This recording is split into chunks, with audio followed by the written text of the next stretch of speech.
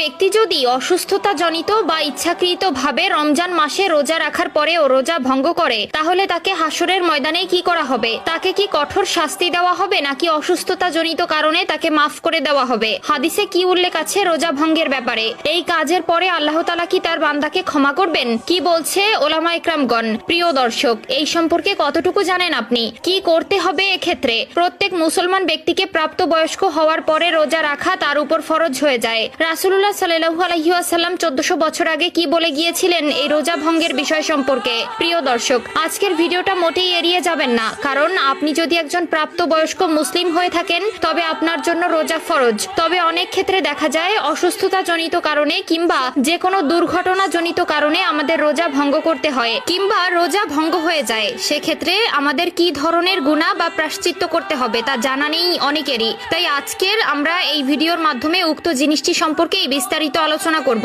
তাই না টেনে দেখতে থাকুন পুরো ভিডিওটি। এবং যারা এবারের রমজানে বিগত কয়েকটি রোজা সুস্থ ও স্বাভাবিকভাবে রাখতে পেরেছেন তারা অবশ্যই একবার আলহামদুলিল্লাহ লিখে কমেন্ট করবেন। তো চলুন ভিডিওটি শুরু করা যাক। প্রিয় দর্শক, রমজান মাসের রোজা ইসলামের 5টি স্তম্ভের অন্যতম। এটি প্রত্যেক প্রাপ্তবয়স্ক ও মুসলমানের জন্য ফরজ। তবে কেউ যদি ইচ্ছাকৃত না রাখি কিংবা ভেঙে ফেলি তবে এটি অত্যন্ত গুনাহের কাজ। এটি এমন এক পাপ যার শাস্তি স্বরূপ কবরে কঠিন আযাব, কিয়ামতের দিন কঠিন বিচার ও শাস্তি এবং আল্লাহর অসন্তুষ্টির কারণও হতে পারে। এক্ষেত্রে সুনানে ইবনে খুজাইমায়ের 1986 নম্বর হাদিসে বর্ণিত আছে, প্রিয় নবী একবার স্বপ্নে দেখলেন একটি পাহাড়ের উপরে অনেক মানুষকে উল্টো করে ঝুলিয়ে রাখা হয়েছে এবং তাদের চোয়াল ছিন্ন ভিন্ন করে ফেলা হয়েছে। তখন প্রিয় নবী জিব্রাইল আলাইহিস সালামকে জিজ্ঞাসা করলেন, এরা কারা? জিব্রাইল আলাইহিস সালাম উত্তরে বললেন, এরা তারা যারা রমজান মাসে রোজা না রেখে সকলের সামনে ভক্ষণ করেছিল।